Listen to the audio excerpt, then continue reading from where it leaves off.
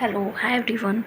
देखो अभी हम जीआईटी का इम्पोर्टेंट बताएंगे। फिजियोलॉजी में गैस्ट्रो इंटेस्टाइनल ट्रैक्ट का इम्पोर्टेंट कौन कौन सा क्वेश्चन है जो आपको यहाँ से पूछा ही जाएगा। तो देखो सबसे फर्स्ट क्वेश्चन है कंपोजिशन एंड फंक्शन ऑफ सैलिवा और मैकेनिज्म ऑफ सैलिवा सिक्रीशन।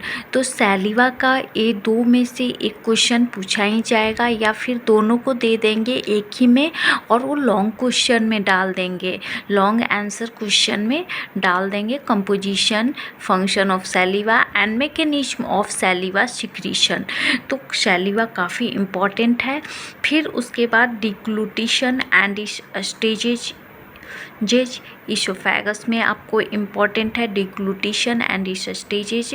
फिर role of gastrin and functions of stomach, ये इम्पॉर्टेंट है गैस्ट्रिन का रोल और स्टोमिक का फंक्शन। फिर composition and function of gastric juice काफ़ी इम्पॉर्टेंट है। देखो सैलिवा का कंपोजिशन फंक्शन और मैकेनिज्म काफ़ी इम्पॉर्टेंट है। उसी तरीके से गैस्ट्रिक जूस का कंपोजिशन फंक्शन और मैकेनिज्म और रेगुलेशन एक काफ़ी इम्पॉर्टेंट है। Composition and function of gastric juice, mechanism of gastric juice secretion और regulation of gastric juice secretion एक काफ़ी इम्पॉर्टेंट है आपका लॉन्ग आंसर क्वेश्चन के लिए। उसके बाद देखो लॉन्ग में कैसे देगा, लॉन्ग में दे देगा या तो मैकेनिज्म और रेगुलेशन या फिर कंपोजिशन फंक्शन एंड उसका मैकेनिज्म, या फिर उससे भी ज़्यादा दे तो रेगुलेशन भी ऐड कर देगा उसी में। फिर उसके बाद gastric motility, gastric emptying and MMC, ये भी काफ़ी इंपॉर्टेंट है। Gastric motility, gastric emptying and MMC.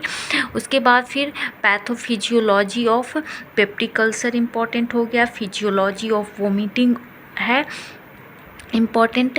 Composition and function of pancreatic juice से काफ़ी इम्पॉर्टेंट है कंपोजिशन और फंक्शन ऑफ पैनक्रिएटिक जूस।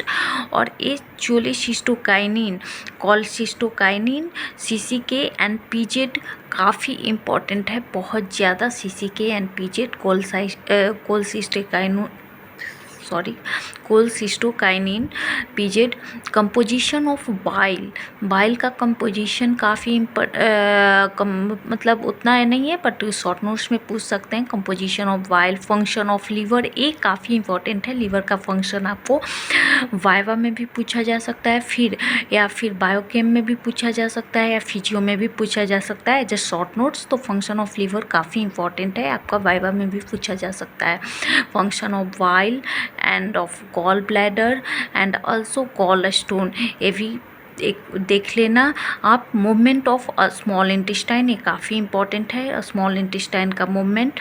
उसके बाद हिर्स स्प्रंग डिजीज, हिरकस्प्रंग डिजीज आपका पूछा जा सकता है, एक बार देख लेना हिरकस्प्रंग डिजीज। उसके बाद defecation and type of defecation reflexes, ये भी एक बार पढ़ लेना। Defecation and type of defecation reflexes, ये भी इम्पॉर्टेंट है।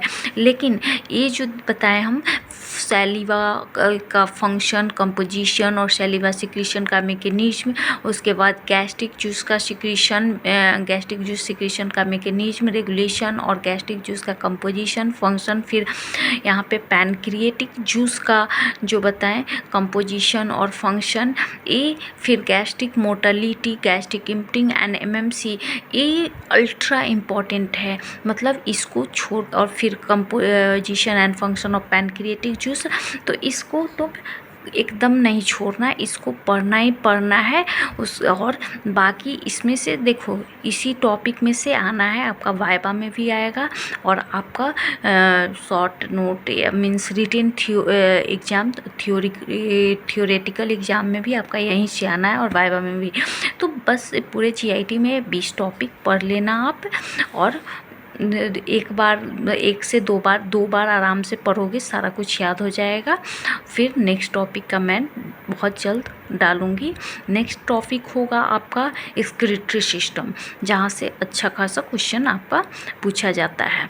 तो वहाँ का एक्सक्रीटरी सिस्टम का इसके बाद डालूँगी। Thank you.